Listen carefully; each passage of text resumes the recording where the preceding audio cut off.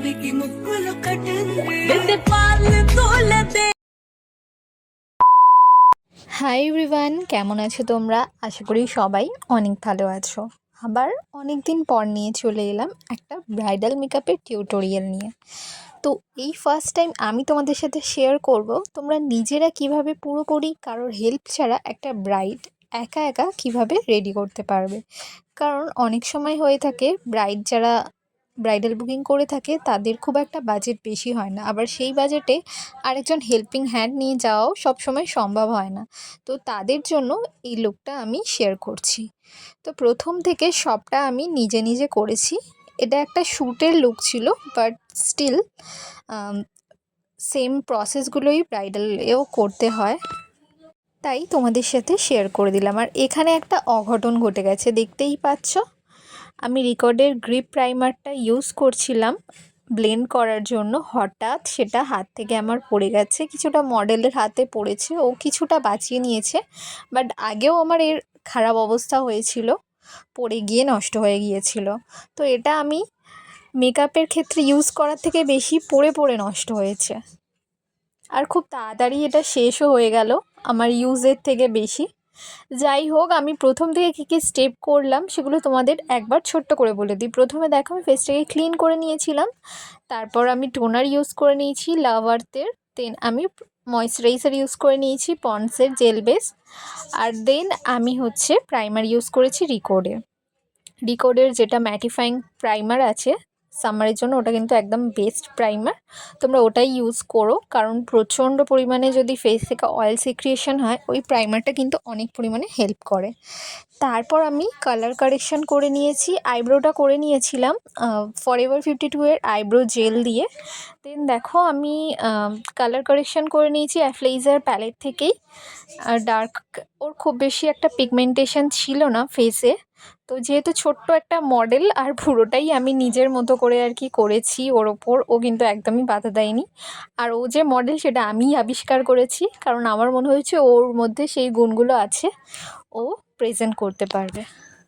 তো যাই হোক, কালার কারেকশানের পরে কিন্তু আমি ফাউন্ডেশন অ্যাপ্লাই করে নিয়েছিলাম ফরএভার 52 আর রিকোড। দুটোই কিন্তু সামারের জন্য ভালো একটা ফাউন্ডেশন, তোমরা ইউজ করতে পারো, দুটোই ম্যাট ফাউন্ডেশন। বাট ফরএভার 52টা কিন্তু একটু হলেও গ্লো দেয় স্কিনটাকে, তাই আমি দুটো মিক্স করে নিয়েছি। দেন দেখো, আমি কনসিলার অ্যাপ্লাই করে নিচ্ছি। এখানেও ফরএভার 52 এর একটা ডার্ক শেড আর একটা ফেয়ার শেড মিশিয়ে আমি একটা মিডিয়াম শেড করে অ্যাপ্লাই করে নিচ্ছি। দেন আমি অ্যাফ্লেইজার কনসিলার প্যালেট থেকে একটা ডার্ক শেড অ্যাপ্লাই করে নিচ্ছি অ্যাজ আ কন্ট্যুর।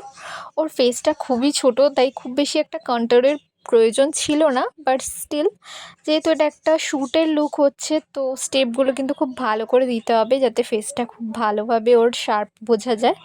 দেন এখানে আমি অ্যাপ্লাই করে নিচ্ছি ক্রিম ব্লাশ, এটা আমি লিপস্টিক থেকে নিয়ে নিয়েছি। আর সব থেকে গরমের মোক্ষম একটা জিনিস হচ্ছে এই রিকোডের গ্রিপ স্প্রেটা, এটা কিন্তু খুবই ভালো। আর রিকোড মানে বিগিনার্স বা যাদের বেশি বাজেট নেই সেই সব মেকআপ আর্টিস্টদের জন্য কিন্তু সবসময় প্রোডাক্ট বার করে থাকে, তো এটা ভীষণই ভালো একটা প্রোডাক্ট। তোমরা যে কোনো একটা কম্প্যাক্ট লাগিয়েও তার মধ্যেও যদি এটা স্প্রে করো, এটা কিন্তু অনেকক্ষণ স্টে করে, ভীষণই চিপচিপে একটা প্রোডাক্ট। দেন দেখো, ওটা স্প্রে করার পর আমি ভালো করে ফ্যান দিয়ে ওটাকে ড্রাই করে নিয়েছি। আর তারপর আমি রিকোডের এখানে পাউডারটা ইউজ করছি, লুজ পাউডার, এটা একটা ব্যানানা পাউডার।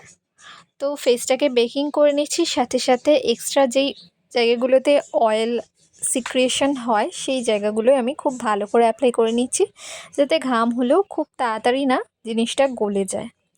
তো যেহেতু এখানে আমি রিকোডের প্রাইমারটা ইউজ করেছি, গ্রিপ প্রাইমারটা, সেই কারণে কিন্তু মেকআপটা অনেকটাই লং লাস্টিং হবে। তবে নিজেকেও অবশ্যই মেনটেন করতে হবে, সবসময় যদি ঘামের মধ্যে মানে ঘাম হতেই থাকে ব্রাইডের, আর সেটা যদি সে মুছতেই থাকে সেখানে কিন্তু হবে না। তো আজকের এই লুকটার কিন্তু প্রথম থেকে শেষ অবধি পুরোটাই আমি নিজের মতো করে করেছি, কোনো রকম কোনো হেল্প ছাড়াই। তো যারা বিগিনার মেকআপ আর্টিস্ট আছো এবং একটা ব্রাইড নিজে সাজাতে ভয় পাচ্ছো, তারা কিন্তু এইভাবেই করতে পারো। তবে ব্রাইডকে একটু টাইম দিতে হবে তোমাকে, একা একা যেটা করা সম্ভব একজন থাকলে কিন্তু সেটা অনেকটা এগিয়ে থাকে। আর এই দিন ছিল একটা প্যাকেজ শ্যুট, তো আমি সেই প্যাকেজ শ্যুটে চলে গিয়েছিলাম। আমার বাড়ি থেকে লোকেশনটা আধ ঘন্টার মতো দূরত্বে ছিল। তো এখানে দেখো আমি প্রথমে একটা স্মোকি আই করে নিয়েছিলাম। দেন আমার মনে হলো যে লুকটা অনেক বেশি ম্যাট লাগছে, তারপর অল্প একটু শিমার দিয়ে নিয়েছি। শিমার দেওয়ার ক্লিপটা আর অ্যাড করিনি। আর ওকে আমি লেন্সটা প্রথমেই পরে নিয়েছিলাম। তোমরা যদি লেন্স পরানোর টিউটোরিয়াল দেখতে চাও আমাকে কমেন্ট করতে পারো। আর কারা কোথা থেকে দেখছো আমার ভিডিও সেটা কিন্তু অবশ্যই কমেন্ট করে জানিও। এখানে আমি লাইনারটা পরিয়ে নিচ্ছি। এখানে আমি রিকোডের লাইনার ব্যবহার করেছি। কিছু কিছু প্রোডাক্ট আমি সামনে শো করে দেখিয়েছি, আর কিছু কিছু প্রোডাক্ট দেখানোই হয়নি। মানে নিজের মতো করে করছিলাম, আর একা যেহেতু করছিলাম একটু আর কি নার্ভাসও ছিলাম পুরোটা টাইমে শেষ করতে পারবো কি না, বাট টাইমে শেষ করে নিয়েছি। দেখতেই পাবে তোমরা ফুল লুকটা আমি কি কি ইউজ করেছি আর কি কি করিনি। দেন দেখো আমি এখানে কম্প্যাক্টটা ইউজ করে নিচ্ছি। তারপর আমি এখানে ব্লাশ ইউজ করে নিচ্ছি। পাউডার কন্ট্রোলও কিন্তু আমি করে নেব এরপর। তো ওখানে যেটা সামনে থেকে অনেকটা বেশি বেশি ব্লাশ মনে হচ্ছিল, ক্যামেরার সামনে কিন্তু অনেকটা বেশি মনে হচ্ছে না, কেন আমি জানি না। এটা প্রতিবারই আমার সাথে হয়। যাই হোক, ক্যামেরাতে হয়তো পুরোটা দেখা যায় না। দেন দেখো এখানে আমি পাউডার কন্ট্রোলও করে নিচ্ছি। আমি কিন্তু ওর স্কিন টোন মেনটেন করে পুরোটা করেছি। যারা যারা চাও যে স্কিন টোন মেনটেন করে কাজ করতে, তারা কিন্তু এই ভিডিওটা দেখে তোমরা শিখতে পারো কীভাবে স্কিন টোন মেনটেন করে কাজ করতে হয়। তো এখানে আমি মাস্কারাটা পরিয়ে নিচ্ছি। দেন হাইলাইটার অ্যাপ্লাই করে নিচ্ছি। ফিক্সারটা হয়তো আমি পরে দিয়েছি বা আগে, আমার খেয়াল নেই, বাট তোমরা কিন্তু ফিক্সারটা হাইলাইটার দেওয়ার আগে দেবে, তাহলে খুবই ভালো একটা রেজাল্ট আসে। আর ফিক্সার দেওয়ার সাথে সাথে যদি হাইলাইটারটা দাও, ওটা কিন্তু আরও বেশি গ্লো করে। তো আমার সেখানে খেয়াল ছিল না, তাই এইভাবে করে নিয়েছি। দেন দেখো আমি নোজটা কন্ট্রোল করে নিচ্ছি। পাউডার দিয়েই নোজটা কন্ট্রোল করে নিচ্ছি। তো নোজটা মোটামুটি একটা শার্প ছিল, খুব বেশি মোটা ছিল না। তো আমি পাউডার দিয়েই কন্ট্রোল করে নিয়েছি। যদি ওর নোজটা বেশি মোটা হতো তো আমি সেটাকে ক্রিম কন্ট্রোলও করতাম। তো এখানে দেখো একটা বেসিক বান হেয়ারস্টাইল তোমাদের সাথে শেয়ার করেছি। ভাবলাম যে মেকআপের সাথে সাথে একটা হেয়ারস্টাইলও তোমাদের সাথে শেয়ার করি, তাহলে তোমাদের হয়তো কোনোভাবে হেল্প হতে পারে। প্রথমে আমি পিছনে একটা সেকশন ভাগ করে নিয়েছি, যেটাকে 0.1 সেকশন বলে।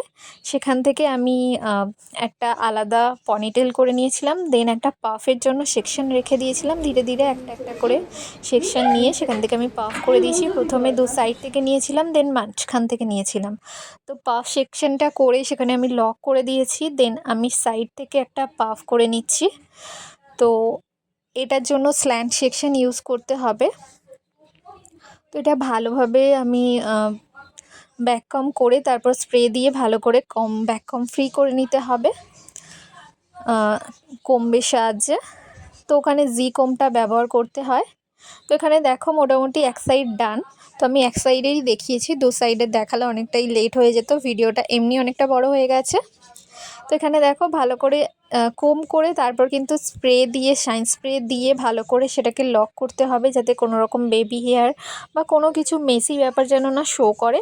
কারণ ব্রাইডকে তো অনেকক্ষণ থাকতে হবে, যেন পুরো জিনিসটা খুব পরিপাটি করে হয়। তো এখান থেকে দেখো সামনে থেকে কিছু হেয়ার আমি বার করে রেখেছিলাম, ওগুলো কার্লস করার জন্য রেখে দিয়েছি।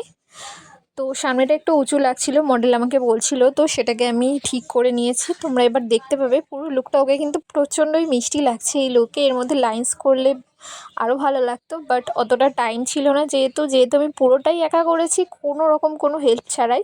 তো সেই জন্য আমি লাইন্স আর করিনি।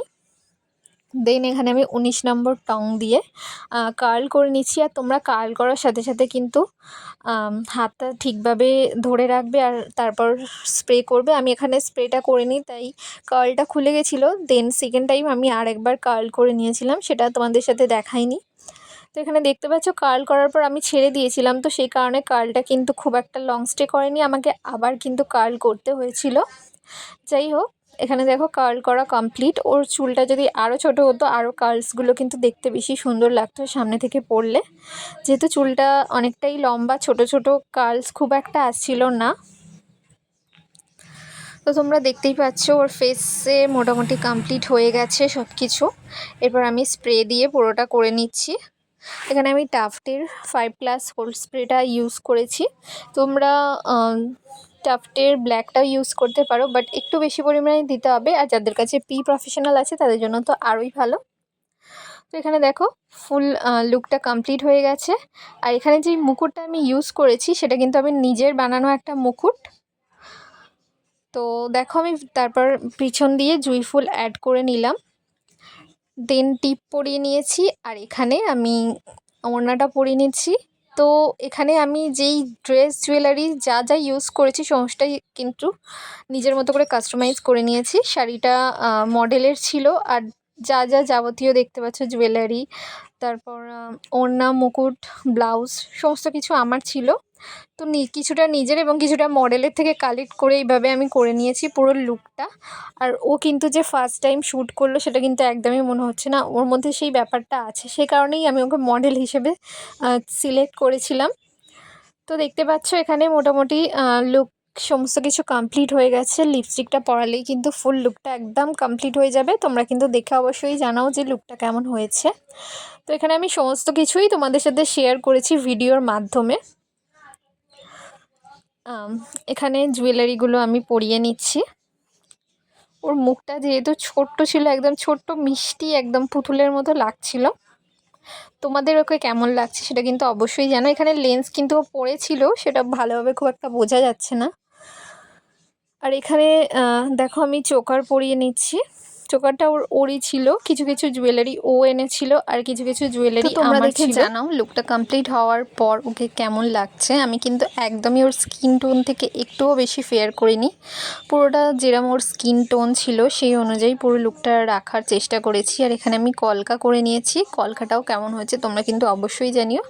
পুরোটাই নিজের হাতে করেছি। দেন আমি হাতে ওর একটুখানি কালার অ্যাপ্লাই করেছিলাম, যেহেতু অনেকটা দেরি হয়ে যাবে সেই কারণে আমি কোনো ফেব্রিক অ্যাড করিনি। আমি মার্কার দিয়ে ওর হাতে পুরোটা রেড করে নিয়েছিলাম, সেটা আর ক্যামেরার সামনে তোমাদের সাথে শেয়ার করা হয়নি, সেটা অফ ক্যামেরায় আমি করে নিয়েছিলাম।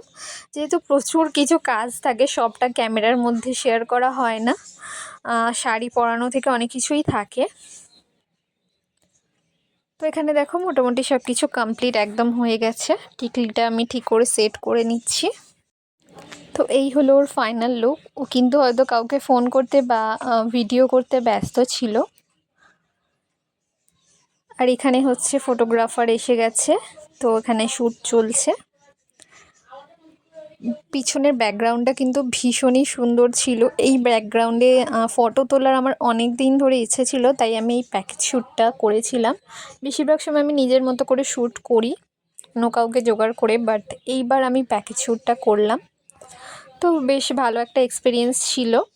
আর আমি কিন্তু গিয়েছিলাম বিকেলে স্লটটায়, 3টে থেকে 8টা যেই স্লটটা ছিল। তো আস্তে আস্তে প্রায় অনেকই দেরি হয়ে গেছে, বাট সব মিলিয়ে আমি এই লুকটা করে কিন্তু বেশ স্যাটিসফাইড হয়েছি। তোমরা কিন্তু কমেন্টে অবশ্যই জানিও লুকটা তোমাদের কেমন লাগলো। আর যারা যারা ব্রাইডাল বুকিং আমার কাছে নিতে চাইছো তারা আমার সাথে কন্ট্যাক্ট করতে পারো। ফেসবুকে আমাকে ইনবক্স করো, আমি সেখান থেকে আমার কন্ট্যাক্ট নাম্বার তোমাদের সাথে শেয়ার করে দেবো। কলকাতা লোকেশানে যে কোনো লোকেশানে গিয়ে আমি কাজ করব। তো যারা যারা এরকম সুন্দর লুক নিতে চাইছো তারা আমার সাথে কন্ট্যাক্ট করতে পারো। আর ভিডিওটা কেমন লাগলো সেটা কিন্তু অবশ্যই জানিও। ভালো লাগলে লাইক, কমেন্ট, শেয়ার আর সাবস্ক্রাইব করতে একদমই ভুলো না। সবাই খুব ভালো থেকো। টাটা।